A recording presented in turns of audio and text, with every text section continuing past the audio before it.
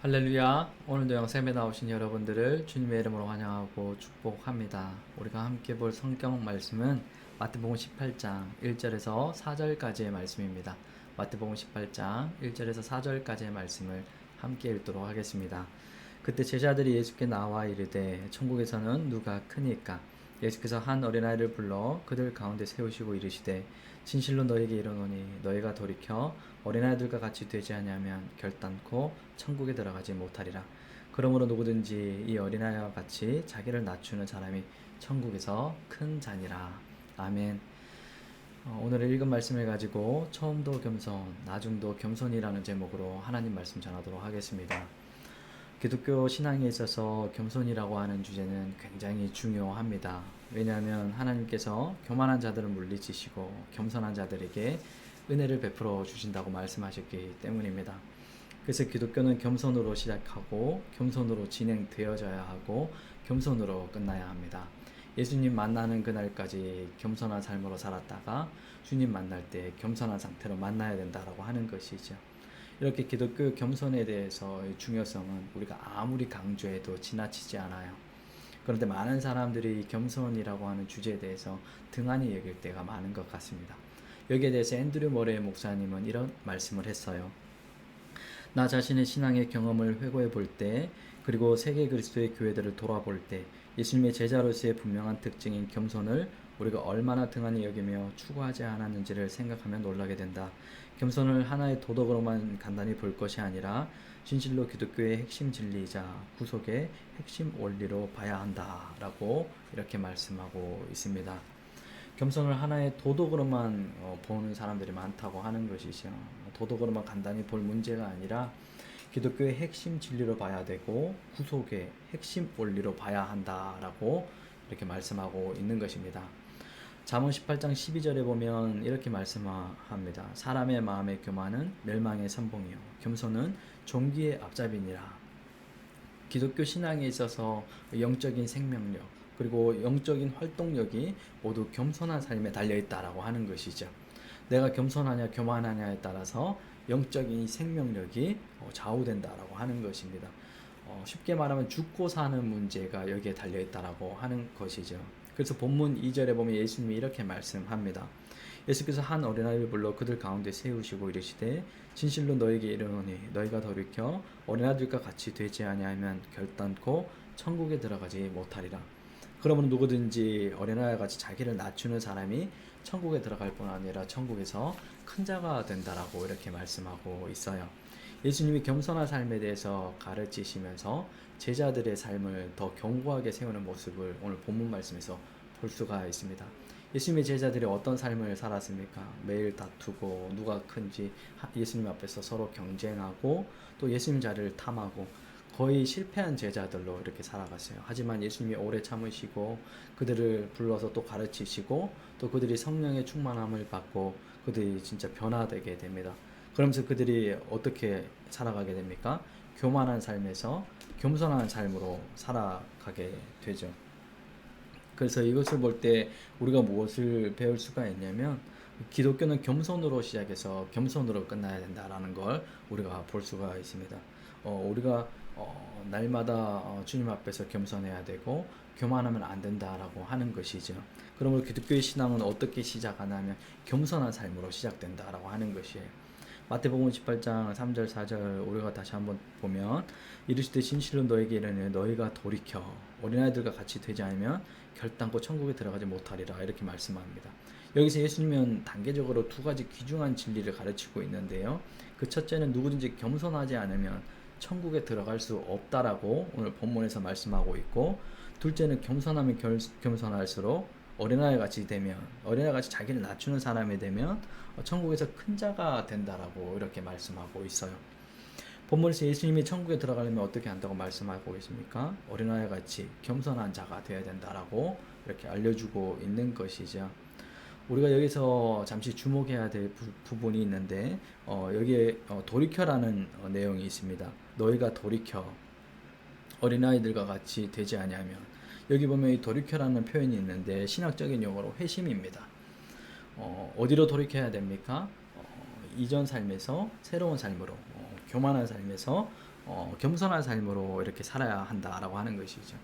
하나님 앞에서 어른같이 보였던 이러한 모습들을 어린아이같이 같은 모습으로 이렇게 바꿔야 되고, 교만한 모습에서 철저하게 겸손한 사람으로 이렇게 변화되어야 된다 하는 것입니다. 돌이키라 하고 하는 것이죠. 창세기 3장에도 보면 인간이 처음에 겸손한 자리에 앉아 있었어요. 그런데 사단의 유혹을 받고 사단의 말에 속게 됩니다. 그래서 결국 교만한 자의 자리에 앉게 되죠. 그래서 에덴 동산에서 쫓겨나게 되고, 또 결국 우리들에게도 교만한 마음이 이게 우리 안에 자리 잡게 되었습니다. 그래서 우리가 어떨 때 보면 겸손한 것 같아 보이지만 교만한 상태로 살아가는 모습들을 우리가 보게 돼요. 우리가 항상 여기에서 조심해야 될 부분이 있는데, 하나님 앞에서 조심할 뿐 아니라 동역자들 앞에서도 조심해야 된다라고 하는 것입니다. 고린도전서 10장 12절에 이렇게 말씀하고 있어요. 그런즉 선줄로 생각하는 자는 넘어질까 조심하라, 이렇게 말씀하고 있습니다.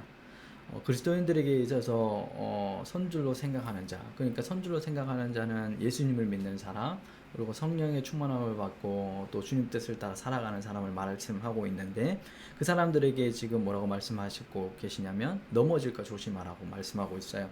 항상 교만하지 않도록 조심해야 되고 넘어지지 않도록 조심하라고 하는 것입니다. 그래서 기독교의 신앙은 우리가 볼 때 첫째로 겸손으로 시작해야 되고, 둘째로 겸손으로 진행되어져야 되고, 셋째로 겸손으로 끝나야 된다라고 하는 것입니다. 성경은 예수님 믿는 사람들이 믿음을 저버릴 수 있다라고 이렇게 계속 말씀하고 있죠. 디모데전서 1장 19절 20절에도 보면 믿음의 사람이 나오는데 이렇게 말씀합니다. 믿음과 착한 양심을 가지라. 어떤 이들은 이 양심을 버렸고 그 믿음에 관하여는 파선하였느니라. 그 가운데 후메네오와 알렉산더가 있으니 내가 사탄에게 내준 것은 그들로 훈계를 받아 신성을 모두 가지 못하게 하려 함이니라. 후메네오와 알렉산더가 여기에 나오는데, 이 사람은 어떤 사람이었습니까?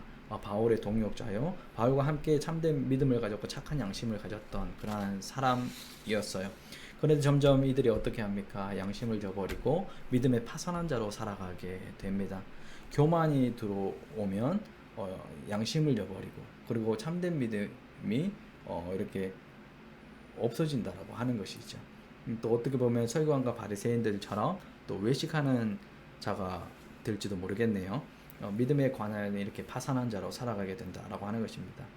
결국 이 교만한 마음이 그들을 타락하게 만들고 또 하나님의 영이 떠나가게 만들게 된다라고 하는 것이죠.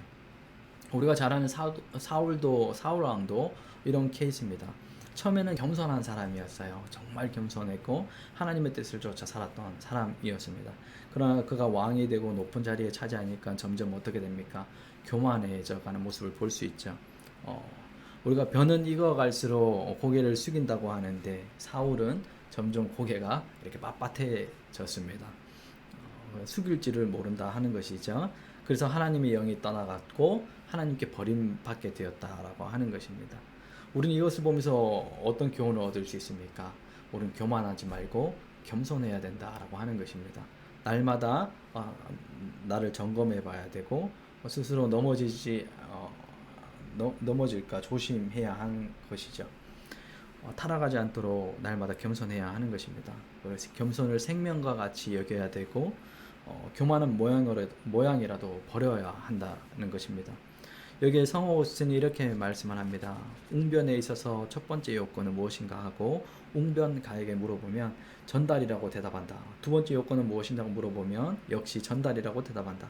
세 번째 요건도 뭐라고 물어보면 전달이라고 대답한다. 그렇듯이 기독교의 교훈에 관해서 내게 묻는다면 첫째도 겸손이요, 둘째도 겸손이요, 셋째도 겸손이라고 대답하련다라고 이렇게 대답했습니다. 어거스틴의 말을 되새겨보면 첫째도 둘째도 셋째도 겸손이 답이다라고 말씀하고 있는 것이죠. 우리는 하나님 앞에서 동역자들 앞에서 겸손해야 될 줄로 믿습니다. 하나님은 교만한 자는 물리치시고 겸손한 자는 은혜를 베풀어 준다 말씀하셨습니다. 잠언 16장 18절에 보면 교만은 패망의 선봉이요 거만은 넘어집의 앞잡이니라 라고 말씀했어요. 교만하면 결국 천국에 들어가기가 힘듭니다. 그리고 넘어진 자로 살아가게 되죠. 하나님 옆에 있던 이 루시퍼도 어떻습니까? 처음에는 겸손했지만 교만 때문에 하늘에서 쫓겨났어요.